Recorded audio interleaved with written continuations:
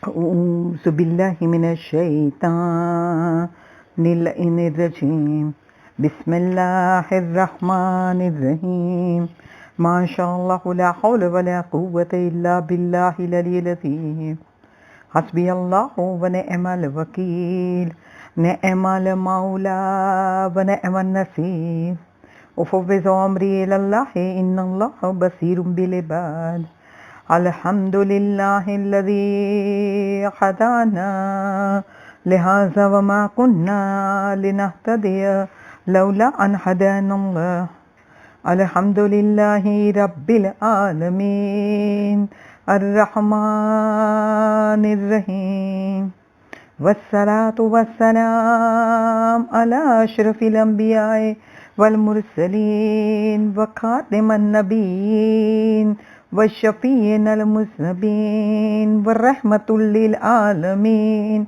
ومولانا أبي القاسم محمد اللهم صل على محمد وآل محمد وأجل فرجهم وآله الطيبين الطاهرين المعصومين المظلومين ولعنة الله على أعدائهم أجمعين أما بعد فقد قال الله تبارك وتعالى في كتابه المجيد وفرقانه الحميد وقوله الحق في سورة هود بسم الله الرحمن الرحيم بقية الله خير لكم إن كنتم مؤمنين بسم الله الرحمن الرحيم رب اشرح لي صدري ويسر لي أمري واحلل عقدة من لساني يفقهوا قولي اللهم اخرجني من ظلمات الوهم واكرمني بنور الفهم اللهم افتح علينا ابواب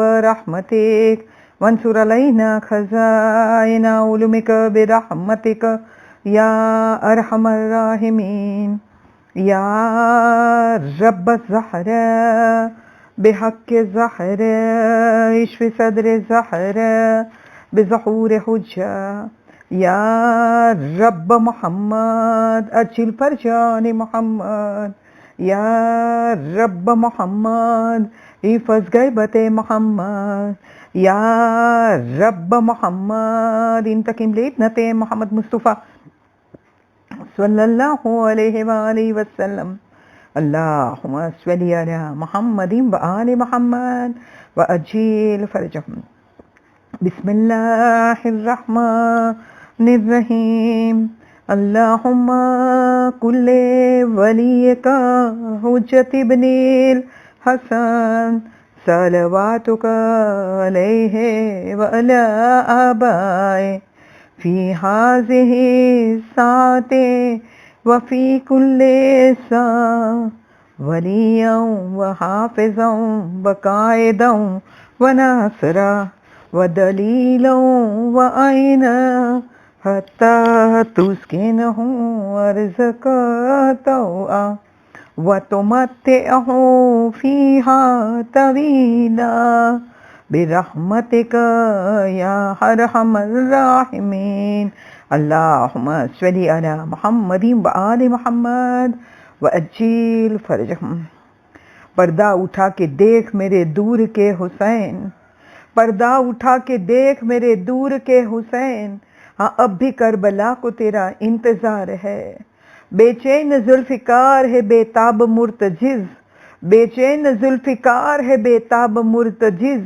عباس با وفا کو تیرا انتظار ہے تو ہی سنا سکے گا صحیح مقتل حسین ہر مجلس عزا کو تیرا انتظار ہے اے وقت کے حسین تیرا انتظار ہے وقت کے حسین امام زمانہ اجل اللہ تعالی فرجہ الشریف کے ظہور کے لیے آواز بلند صلوات اللہم صلی علی محمد وآل محمد وعجل فرجہم محبان امام زمانہ اجل اللہ تعالی فرجہ الشریف زمانے کے امام کی ولادت کے جشن منانے والے میرے محترم سامعین سلام علیکم ورحمۃ اللہ وبرکاتہ مغفرتہ تمام تعریف اس خدا کے لیے ہے کہ جس نے ہمیں یہ توفیق دی نہیں تو ہم اس قابل نہ تھے کہ کوئی ہدایت پاتے مالک کا جتنا شکریہ ادا کرے کم ہے کہ جس نے ہمیں امام کی ولادت کے موقع پر یہ سوچنے کا موقع دیا کہ ہم امام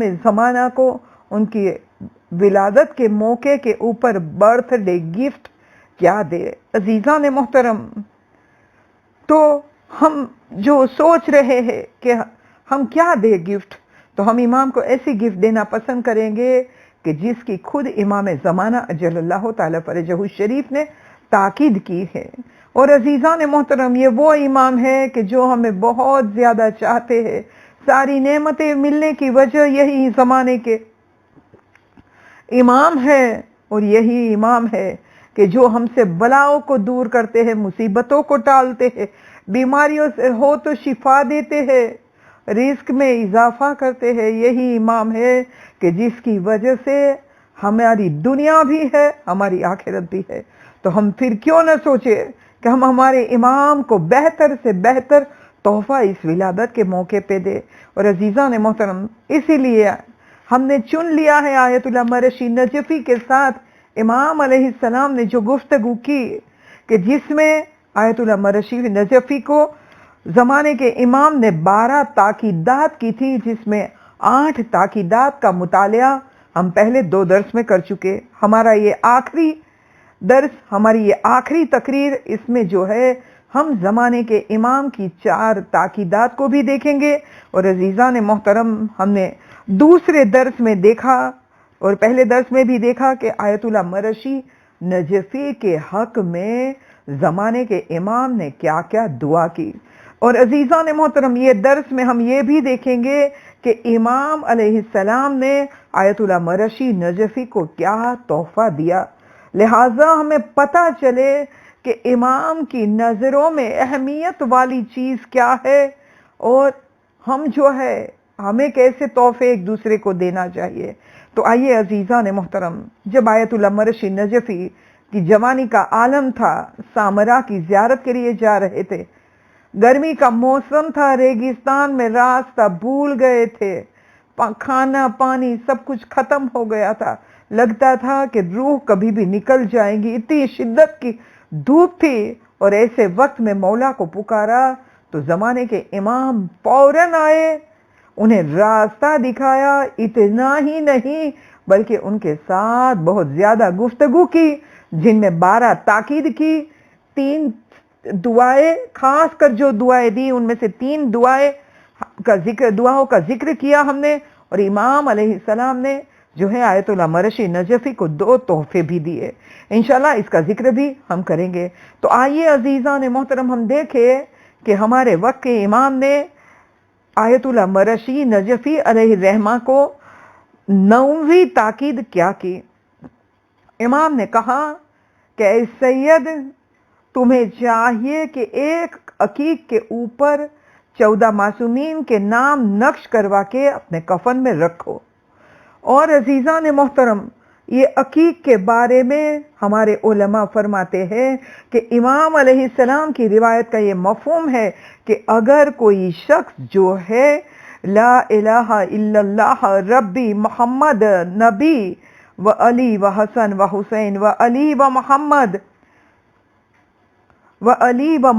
و جعفر و موسیٰ و علی و محمد و علی و حسن الحجت القائم، اگر کوئی لکھوائے گا اس طرح سے ائمہ معصومین علیہم السلام کے نام، تو وہ عقیق جو ہے اپنے کفن میں رکھ دے. اور پھر جب اس کی رحلت ہو جائے تو غسل کے بعد، کفن دینے کے بعد، جب ہم کفن کو بند کرنے جا رہے ہو، تب جب ہم عقیق منہ میں دیتے ہیں مرحوم کے، تو اگر کسی مرحوم کے منہ میں یہ 14 معصومین کا نام نقش کیا ہوا عقیق اگر رکھا جائے گا تو قبر میں انشاءاللہ یہ عقیق جو ہے وہ جواب دے گا، سوالوں کے جواب جو ہے یہ عقیق دے گا. پروردگار عالم ہم سب کو توفیق ایسی دے دے کہ ہمیں جو ہے ہماری قبر میں مبشر و بشیر آ جائے بشارت دینے کے لیے، اور 14 معصومین کے صدقے میں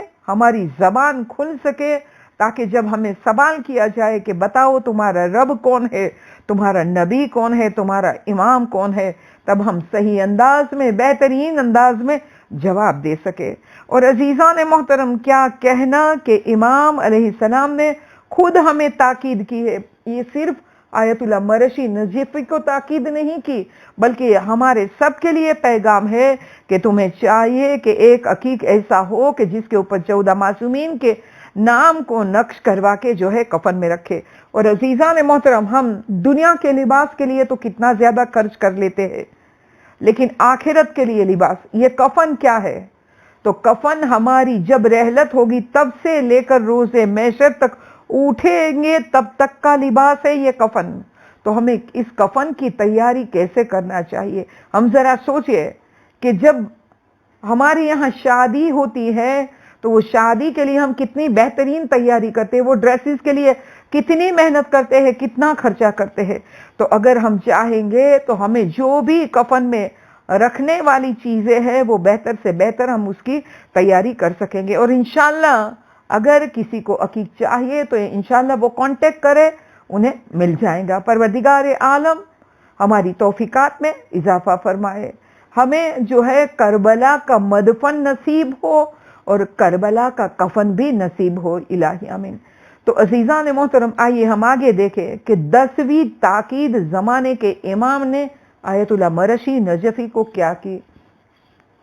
کہاں زمانے کے امام نے کہ اے سید، میں تمہیں نماز جماعت میں شرکت کی تاکید کرتا ہوں. اللہ اکبر. نماز جماعت میں زیادہ سے زیادہ نماز جماعت پڑھو. اور عزیزان محترم، آئیے یہاں پہ ایک حدیث بیان کرنا چاہتی ہوں کہ رسول خدا صلی اللہ علیہ وآلہ وسلم نے کہا کہ یا علی، جبرائیل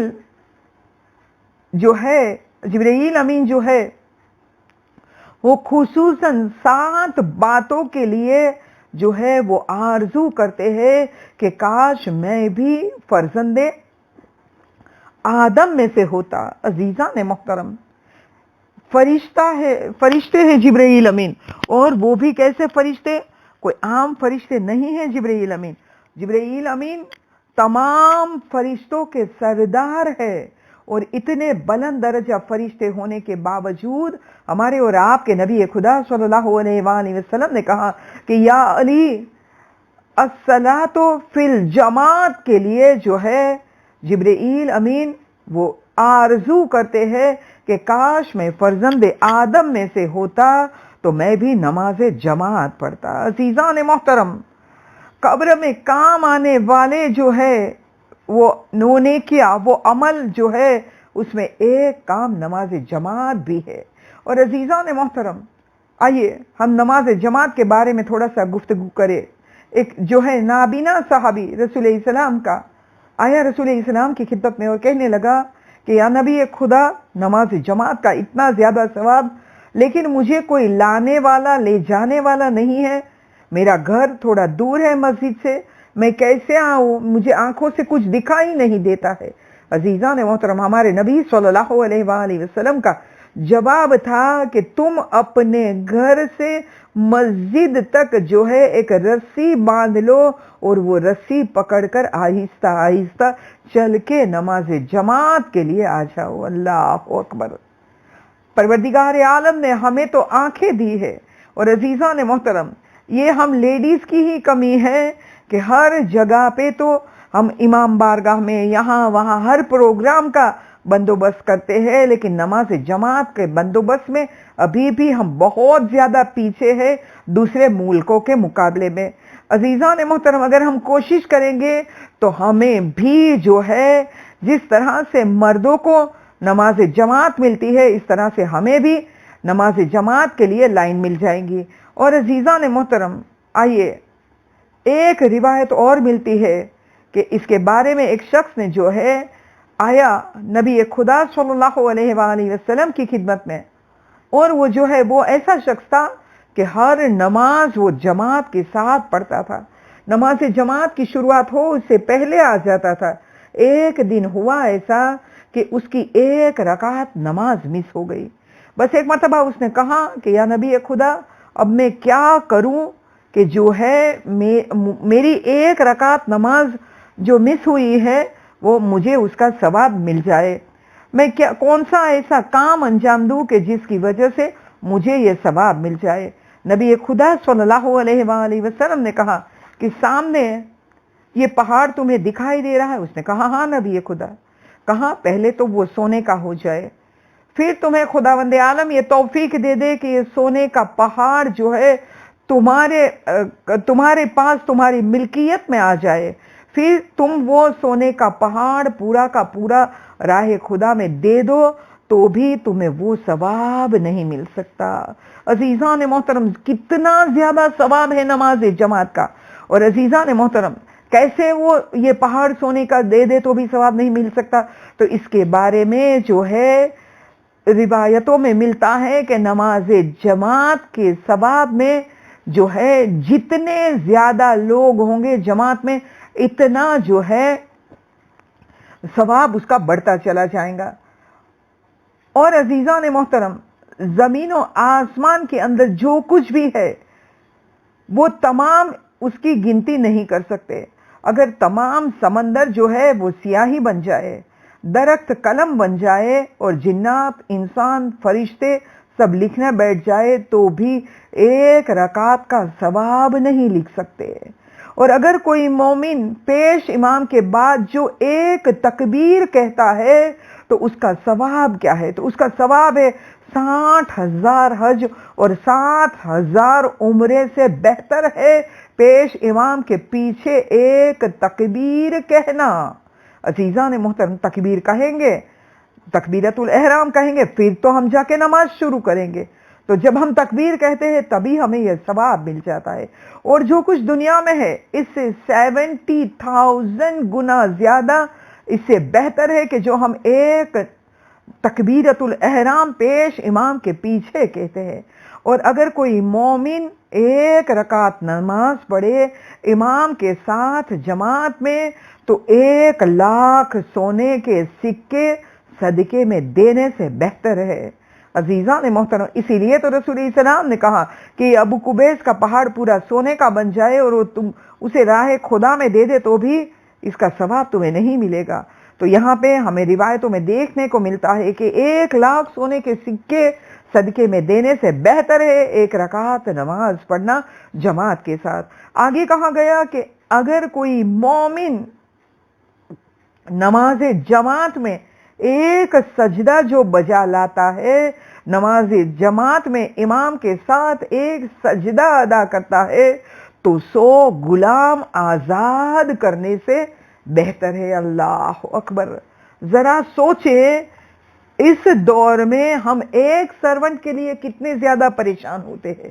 تو یہ تو پوری کی پوری نماز جماعت اگر ہم پڑھ لیں تو کیا کہنا، ایک سجدہ 100 غلام آزاد کرنے کا ثواب. اگر صبح کی نماز پڑھ رہے ہیں تو ہم کتنے سجدے کریں گے؟ 4. ظہر کی تو 8 سجدے کریں گے، عصر کے 8 سجدے کریں گے. عزیزان محترم، ذرا گنتی کرتے چلے جائے اتنے زیادہ غلام کیا ہم آزاد کر سکتے ہیں؟ نہیں کر سکتے. اور عزیزان محترم، ہم جو ہے کہ ہمیں سوچنا چاہیے کہ نماز جماعت کے بارے میں ہمارے اور آپ کے نبی خدا صلی اللہ علیہ وآلہ وسلم نے کیسے تاکید کی تھی.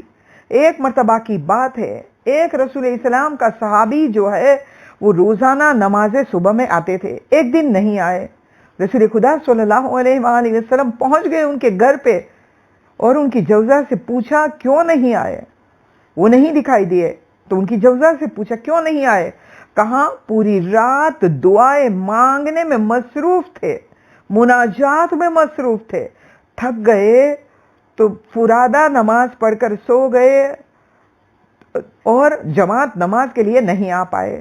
جب رسول خدا صلی اللہ علیہ وآلہ وسلم نے یہ سنا تو کہا کہ میرا یہ پیغام انہیں دے دینا کہ اگر رات کو آرام کی ضرورت محسوس ہو تو رات کو آرام کر لیا کرو، لیکن نماز صبح جو ہے وہ جماعت کے ساتھ ادا کرو، وہ تمہارے لیے بہتر ہے. عزیزان محترم، ہم کیا جان سکتے ہیں؟ ہم کچھ نہیں جان سکتے کہ نماز جماعت کے ثواب کتنے زیادہ ہے. عزیزان محترم، آئیے ہم دیکھیں ہمارے اور آپ کے نبی خدا صلی اللہ علیہ وآلہ وسلم کے پاس ایک مرتبہ جبرائیل امین 70,000 فرشتوں کو لے کر آئے نماز ظہر کے بعد اور کہا کہ یا محمد صلی اللہ علیہ وآلہ وسلم، اللہ سبحانہ تعالیٰ نے سلام بھیجے ہے آپ کو، اور آپ کو ایک گفٹ بھیجا ہے، ایک تحفہ بھیجا ہے، اور یہ ایسی گفٹ ہے جو اس سے پہلے کسی نبی کو نہیں دی۔ جب ہمارے نبی صلی اللہ علیہ وآلہ وسلم نے پوچھا کہ یہ کون سا گفٹ ہے، تو جو ہے جبرائیل امین نے خبر دی کہ یہ 2 گفٹ ہے۔ ایک پہلا گفٹ جو ہے 3 رکعت تہجد کی، یعنی کہ 2 شفع اور 1 وتر، اور دوسرا کہا 5 وقت کی نماز جماعت۔ ہمارے نبی صلی اللہ علیہ وآلہ وسلم نے سوال کیا کہ اے میرے بھائی جبرائیل، جو 5 وقت نماز جماعت پڑھے تو اس کا کیا ثواب ہے؟ تو جبرائیل امین نے جواب میں کہا کہ اگر کوئی نماز جماعت پڑھے، اس وقت جماعت میں اگر 2 شخص جمع ہو تو ہر رکعت کے بدلے میں 150 رکعت کا ثواب ملے گا۔ جب 2 ہی شخص ہو، ایک کے ساتھ دوسرا ہو جائے اور دونوں نماز پڑھنے لگے، تو عزیزان محترم دونوں میں سے ایک امام ہوگا اور دوسرا اس کے بازو میں کھڑا رہے گا، پیچھے نہیں کھڑا رہے گا، مرد ہو تو۔ اور عورتوں میں بھی تو پہلے سے ہی کہا گیا کہ عورتیں جو ہے وہ دائیں بائیں کھڑی رہے گی۔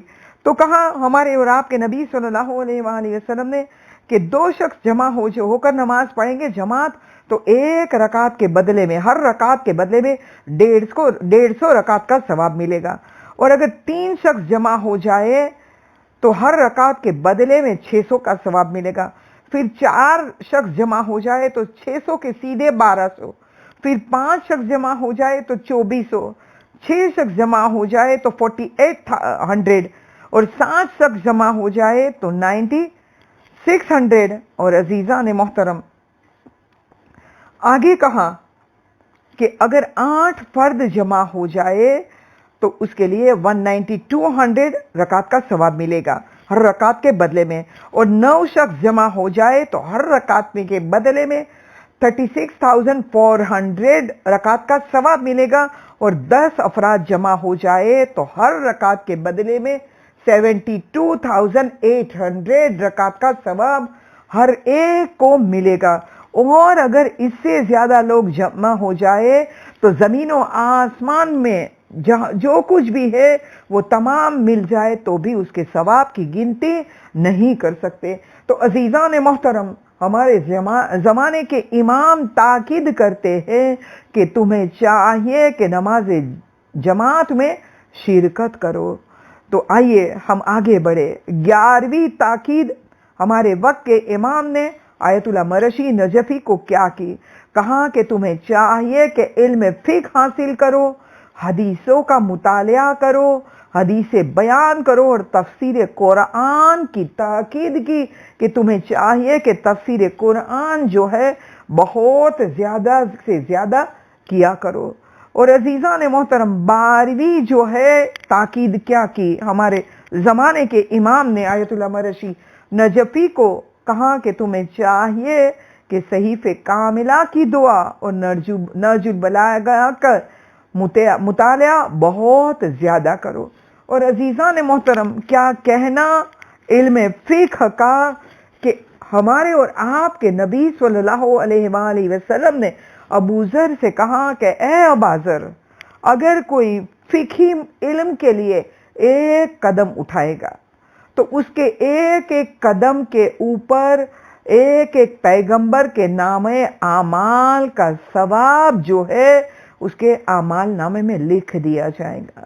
عزیزان محترم آئیے ذرا اس کو اور زیادہ بہترین انداز میں ہم دیکھیں کہ مجھے کوئی مسئلہ پیش آیا ہے تو میں نے جو ہے توضیح المسائل اٹھانے کے لیے میں ایک کمرے سے دوسرے کمرے میں آئی تو یہ کتنے قدم ہو گئے؟ 10-12 قدم ہو گئے۔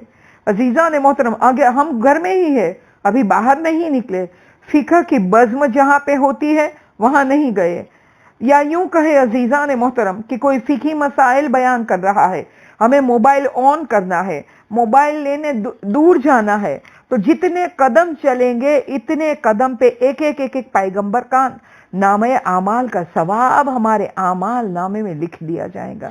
تو عزیزان محترم، ہمیں کتنا فقہی مسائل کے لیے آمادہ ہونا چاہیے۔ اور عزیزان محترم، خاص طور سے ماہ رمضان آنے والا ہے تو ہمیں چاہیے کہ قضا روزے کے، مسافر کے روزے کے، روزے کی مکروہات کیا ہے، روزے کے مستحبات کیا ہے، روزے کس چیز سے باطل ہوتا ہے، ہمیں کیسے روزہ رکھے تاکہ ہمارا روزہ بلند درجے پہ پہنچے، یہ سارے فقہی مسائل کو ہمیں ماہ رمضان سے پہلے جو ہے اسے ہمیں ایک مرتبہ مطالعہ کر لینا چاہیے۔ تو ہم خداوند عالم سے دعا کریں گے کہ پروردگارہ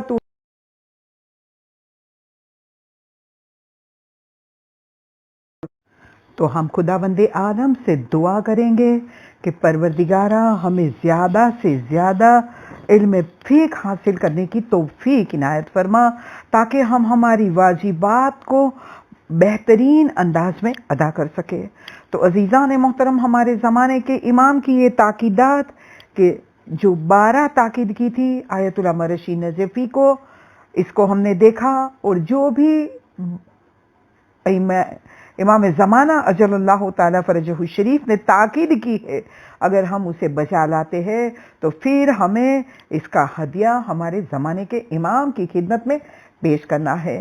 اور عزیزان محترم، آئیے ہم آگے دیکھیں کہ آیت اللہ مرشی نجفی کو جب زمانے کے امام انہیں سامرا کا راستہ بتا چکے، سامرا پہنچا چکے، یہ 12 تاکیدات کی، پھر آیت اللہ مرشی نجفی نے کہا مولا مجھے کچھ دعا دو۔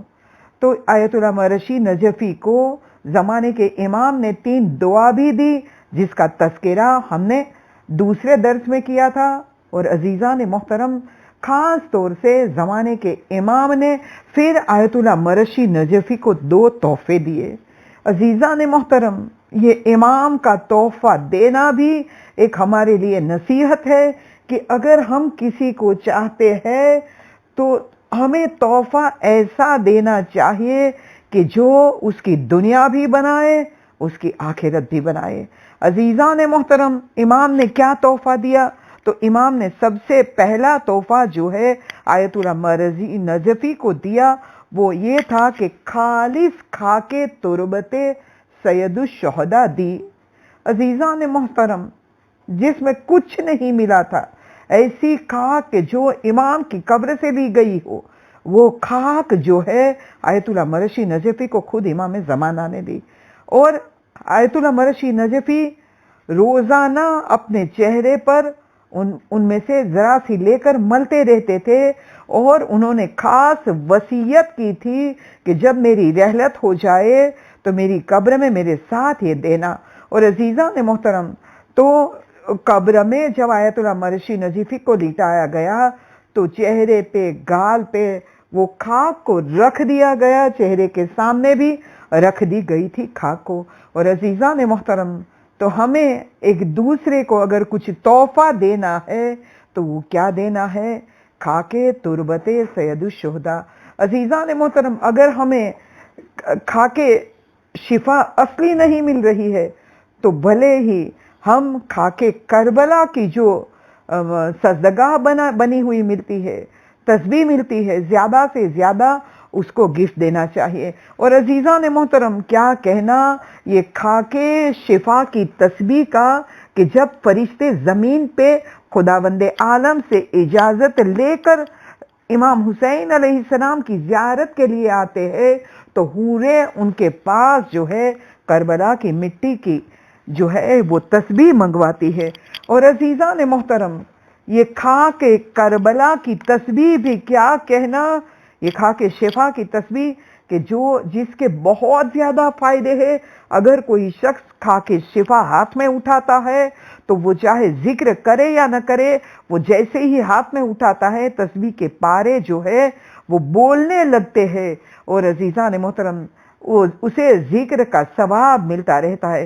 اور عزیزان محترم، بتایا گیا کہ بہت زیادہ فضیلت ہے حاجتیں پوری ہونے کے لیے، بیمار کے لیے بلا مصیبت ٹلنے کے لیے، یہاں تک کہ روایتوں میں دیکھنے کو ملتا ہے کہ اللہ نہ کرے کسی کو کوئی ظالم کا خوف ہو اور اس کے سامنے جانا پڑے، تو اگر وہ کھا کے شفا کی تسبیح کو ساتھ میں رکھے گا تو خداوند عالم اسے وہ ظالم کے خوف سے بچا لے گا۔ عزیزان محترم، جس طرح سے دنیا میں بھی کھا کے شفا اتنی جو ہے ہماری مددگار کرنے والی ہے، اسی طرح سے اگر کھا کے شفا ہمیں مل جائے، کیا کہنا قبر میں ہے۔ حنوت میں ماشاءاللہ سے جو ہے مرحوم کو دیا جاتا ہے، چہرے پہ کھا کے شفا ملی جاتی ہے۔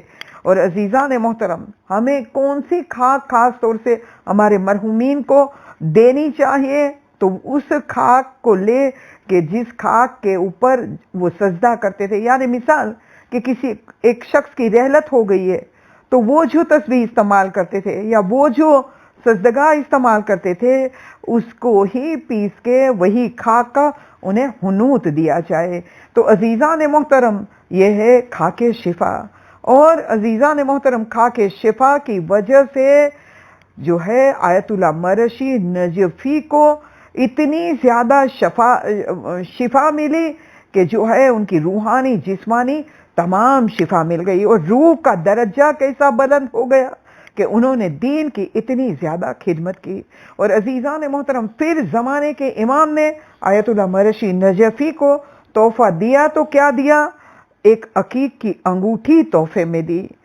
اور عزیزان محترم، آیت اللہ مرشی نجفی کہتے ہیں کہ اس میں نے بہترین بزرگی اور کرامات کے اثرات پائے۔ اللہ اکبر! جو امام کہ جن کی ٹھوکر میں پوری دنیا کے خزانے ہیں، اور جو آیت اللہ مرشی نجفی کو اتنا چاہتے ہیں، اتنی محبت کرتے ہیں، نہیں تو عزیزان محترم کسی کو امام اتنی لمبی ملاقات نہیں دیتے۔ اور آیت اللہ مرشی نجفی جو ہے انہیں ایک مرتبہ نہیں، کئی مرتبہ جو ہے امام کی زیارت ہوئی، اور انہوں نے کہا کہ مجھے بہت مرتبہ زیارت جو ہے وہ مسجد جمکران میں ملے۔ تو عزیزان محترم، وہ امام کے پوری کائنات کا بادشاہ ہے، اگر وہ جس سے محبت کرتا ہے تو خزانے کے خزانے اس کے اوپر لٹا سکتا تھا۔ وہ امام نے کچھ نہیں دیا، نہ سونا، نہ چاندی، نہ ہیرے، نہ جواہرات، کیونکہ یہ سب جو ہے وہ بیکار ہے۔ یہ تحفہ جو امام نے دیا وہ تحفہ بڑا قیمتی کہ وہ کھا کے شفا دے دی، اصل کھا کے شفا۔ اور عزیزان محترم، انگوٹھی عقیق کی دی کہ وہ عقیق پہن کر وہ نماز پڑھے تو ایک رکعت کے بدلے میں 1000 رکعت کا ثواب مل جائے۔ تو عزیزان محترم، زمانے کے امام کا یہ تحفہ دینا بھی ہمارے لیے ایک بہت ہی بڑی نصیحت ہے کہ اگر کسی کو تحفہ دینا ہے تو ایسا تحفہ دو کہ جو اس کی دنیا بھی بنائے، اس کی آخرت بھی بنائے۔ عزیزان محترم، آئیے تھوڑی سی عقیق کی ایسی فضیلت دیکھے کہ جو اس کا تذکرہ بہت کم ہوتا ہے۔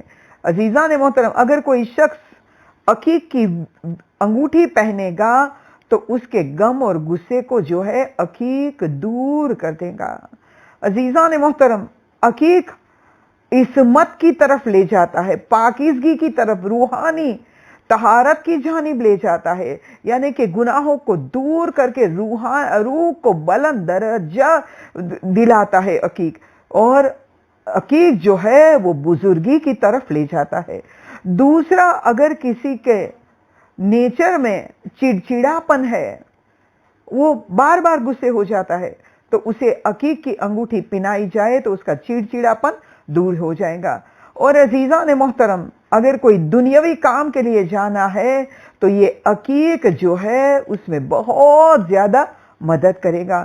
مثال کے طور پر کوئی انٹرویو دینے جا رہے ہیں یا ایگزام دینے جا رہے ہیں یا رشتہ کرنے کے لیے جانا ہے یا کوئی بہت بڑا سودا کرنے جا رہے ہیں ہم، تو ہمیں چاہیے کہ عقیق کی انگوٹھی پہنے، تو انشاءاللہ اسے جو ہے کامیابی ملے گی۔ اور عزیزان محترم، یہ عقیق کیا ہے؟ تو یہ عقیق جو ہے انسان کے اندر کام کرنے کی صلاحیت پیدا کر دیتا ہے، اور اگر صلاحیت والا ہے تو اس میں اضافہ کر دیتا ہے۔ اور عزیزان محترم، کئی مرتبہ ایسے لوگ ہوتے ہیں کہ وہ جو دوسروں پہ جلدی سے بھروسہ نہیں کرتے، بہت زیادہ جو ہے اس کے اوپر ڈاؤٹ لاتے رہتے ہیں اپنے دل ہی دل میں، پھر جو ہے اس کا خود کا سیلف کانفیڈنس کم ہو جاتا ہے اور وہ اپنی زندگی میں آگے نہیں بڑھ پاتے۔ تو عزیزان محترم، ایسے شخص کو بھی جو ہے عقیق کی انگوٹھی پہننے کے لیے کہا گیا کہ اس کی صلاحیت میں اس سے اضافہ ہو جائے گا۔ اور عزیزان محترم، اگر کوئی ایسا شخص ہو کہ جس کی سوچ بہت زیادہ نیگیٹو ہو تو عقیق جو ہے اسے پوزیٹیو تھنکنگ کی جانب لے جائے گا۔ مثال کہ ایک شخص ایسا ہے کہ جو بیمار پڑا، اب وہ بیماری کے بارے میں، اس کی شفا کے بارے میں نیگیٹو ہی سوچتا رہے گا کہ مجھے اچھا نہیں ہوگا۔ یا ایک شخص ہے کہ جس کا بزنس ڈاؤن ہو گیا تو وہ اب نیگیٹو ہی سوچتا ہے کہ میرا بزنس اب ڈیولپ نہیں ہو سکتا، بڑھ نہیں سکتا، تو یہ اسے اگر عقیق کی انگوٹھی پہنا دی جائے گی تو اس کی بیماری جو ہے وہ تو دور ہوتی ہی چلی جائیں گی، لیکن اس کی نیگیٹو تھنکنگ جو ہے وہ پوزیٹیو میں بدل جائیں گی، لہٰذا وہ کامیاب ہو جائیں گا۔ بیمار ہوگا تو اسے شفا مل جائیں گی، بزنس ٹھپ ہو گیا تو آگے بڑھ جائے گا، انٹرویو میں فیل ہو رہا ہے وہ پاس ہو جائے گا، یعنی کہ اس کے جو ہے سیلف کانفیڈنس جو ہے وہ عقیق بڑھا دیتا ہے۔ عزیزان محترم، یہ عقیق کیا ہے؟ تو یہ منافقت کو جو ہے دل سے نکال دیتا ہے عقیق۔ تو عزیزان محترم، اگر کوئی چاہتا ہے کہ اسے خلوص کی دولت ملے، عزیزان محترم کیا کہنا، جہالت کے سمندر سے علم کا ایک قطرہ بہتر ہے، اور علم کے سمندر سے عمل کا ایک قطرہ بہتر ہے، اور عمل کے سمندر سے خلوص کا ایک قطرہ بہتر ہے۔ تو عزیزان محترم، اگر کوئی چاہتا ہے کہ منافقت اس کے دل سے نکل جائے، اور تو اسے چاہیے کہ وہ جو ہے عقیق کی انگوٹھی پہنے، تو اسے خلوص کی دولت ملے گی۔ اور عزیزان محترم، اگر کوئی عقیق پہنتا ہے تو دشمنوں کے اوپر اس کا رعب اور دبدبہ قائم ہو جاتا ہے، اور دشمن جو ہے اس کے سامنے ٹک نہیں پاتے۔ اور عزیزان محترم، اگر کیا کہنا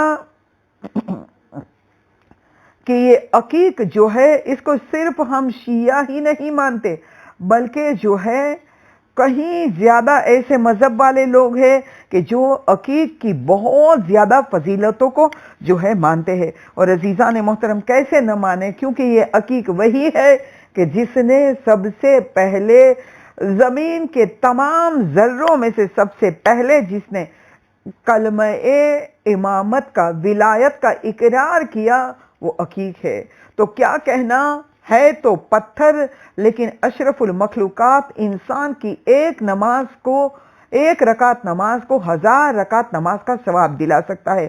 بنا عقیق کے پہنے ایک رکعت پڑھیں گے تو 1 رکعت کا ثواب ملے گا، اور عقیق کی انگوٹھی پہن کر اگر کوئی پڑھے گا نماز تو اسے 1 کے بدلے میں 1000 کا ثواب ملے گا۔